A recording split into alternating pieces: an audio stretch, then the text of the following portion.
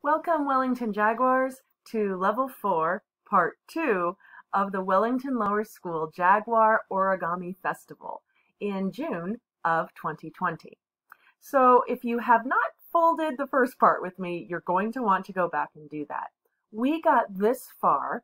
We have two more folds that are a little tricky to finish the body, and then we will go ahead and learn the head and the tail. So let's get folding. So here's my jaguar body, and I want to point out to you that these two paws are facing the same direction. They're kind of pointing in the same direction, while these two paws are pointing in opposite directions. The opposite direction paws are the back, and the ones pointing forward are the front. So I just wanted to orient you with that. We're going to turn the whole thing over, we're going to flip it, and we're going to be taking the front edge right here and folding it so it meets this black line right here.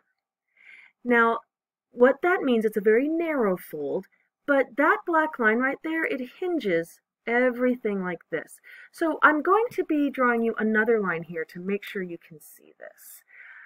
The fold will actually be right here.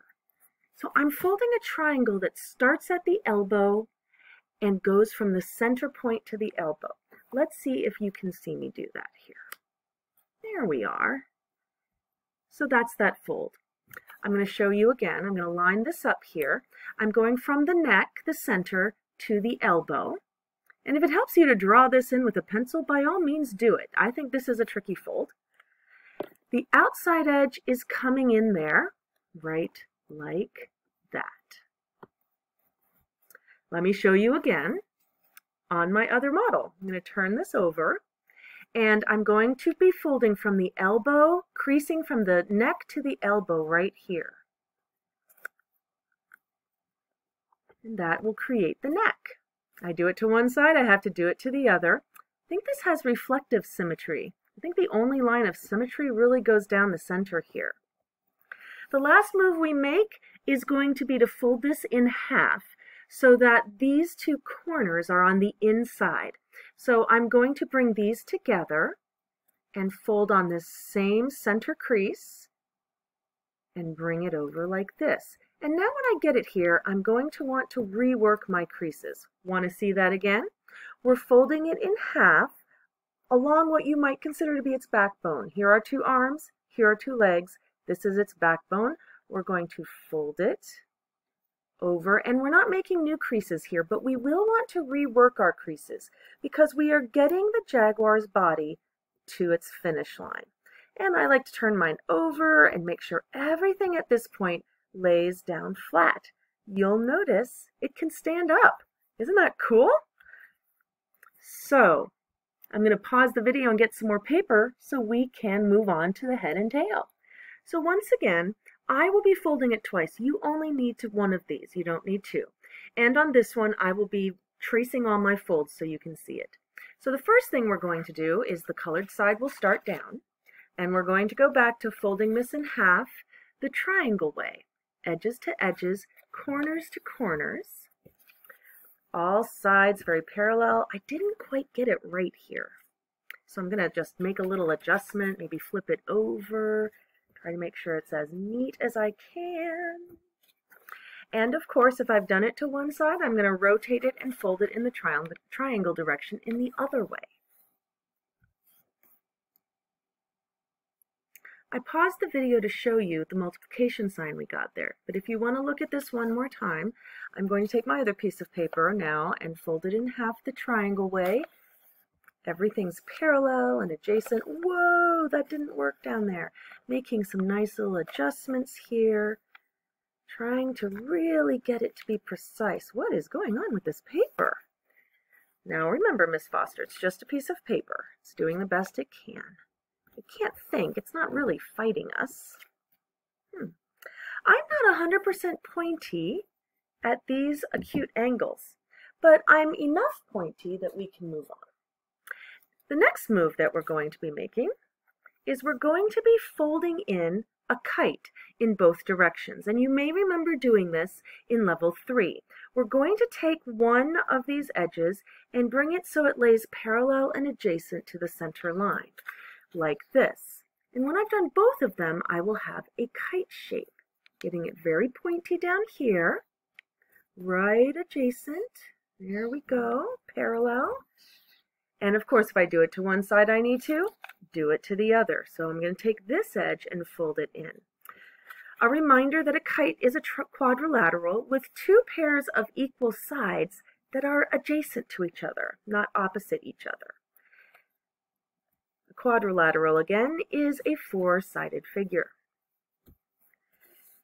So you can see that right there. I'm going to pause the video and trace those folds for you and do my next piece. So when I unfold it and trace the lines, you can see the creases I just made there. Let me show you again on this one. I open it up and I'm going to take one outside edge and fold it parallel and adjacent to the center crease. And then I'm going to do this side as well.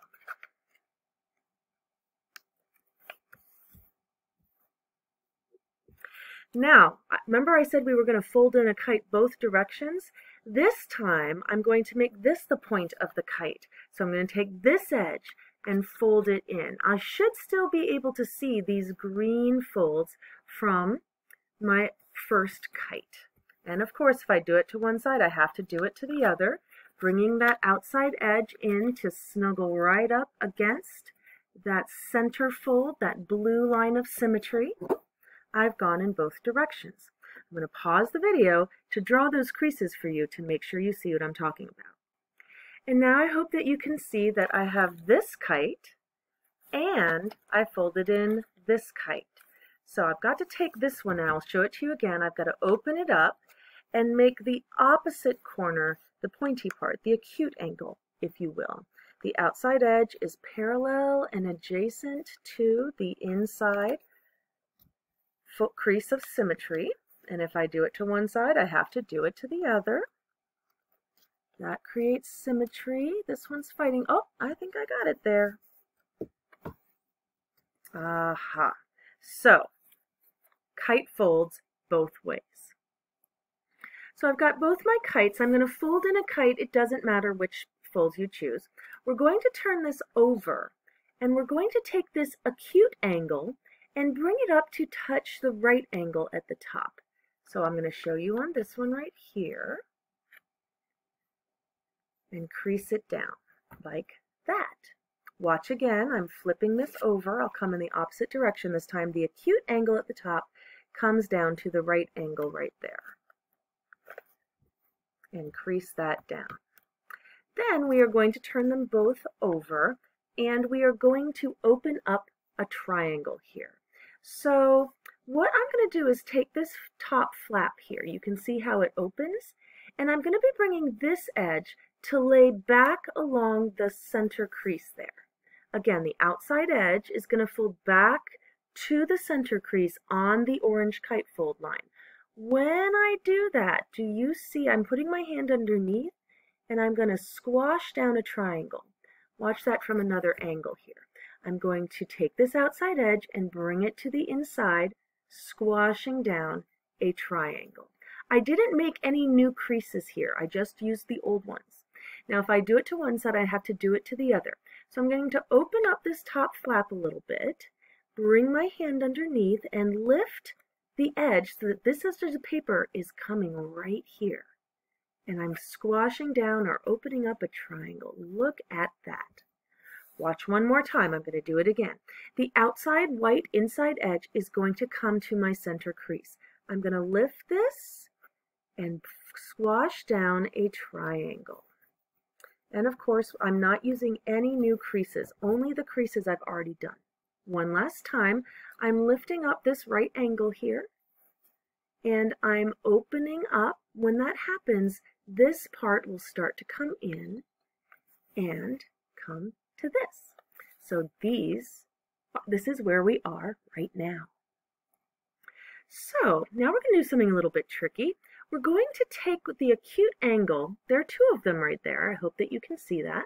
We're going to take the top one, and we're not making any new creases. We're just going to fold it so it goes in the opposite direction from the other acute angle.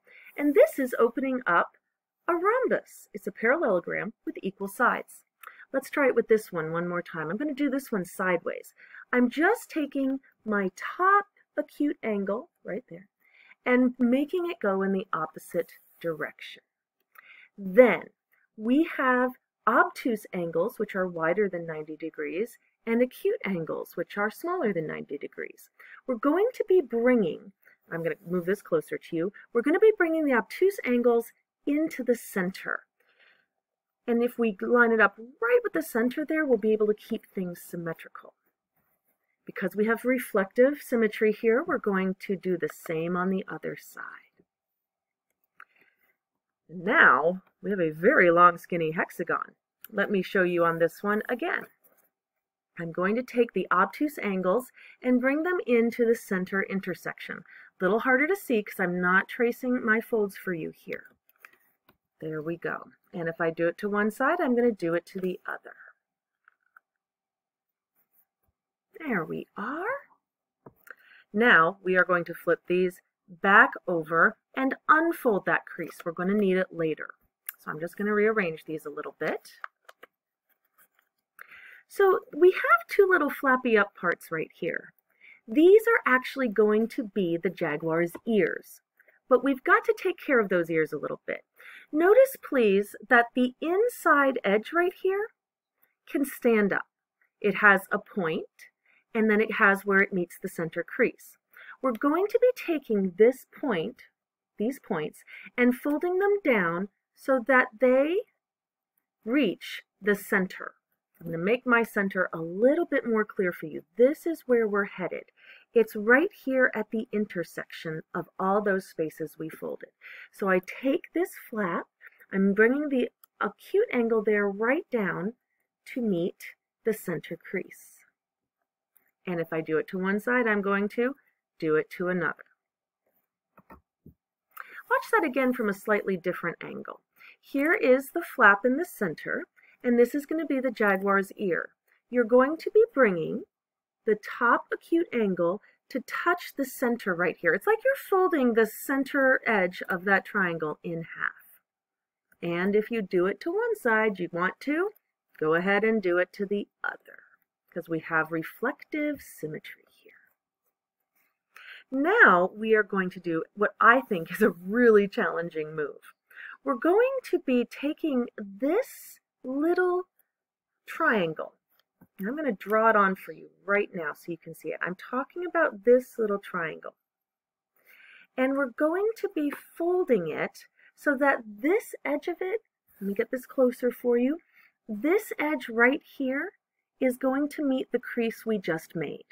And we're going to do that on both sides. So before I do any work here, let me just get this colored in so you can see what I'm talking about. If I take this top edge and fold it into this, what I'm thinking of as a horizontal crease, it's very teeny tiny. Can you see what I did there? Let's do the other one. I'll try to do it up in the air so that you can see what I'm doing there. You see that? That means that the edge of these little teeny tiny triangles that we just folded in are adjacent and parallel to each other. And that's what we want to do. Let's look at that again, Miss Foster. Okay, I'm unfolding the last fold.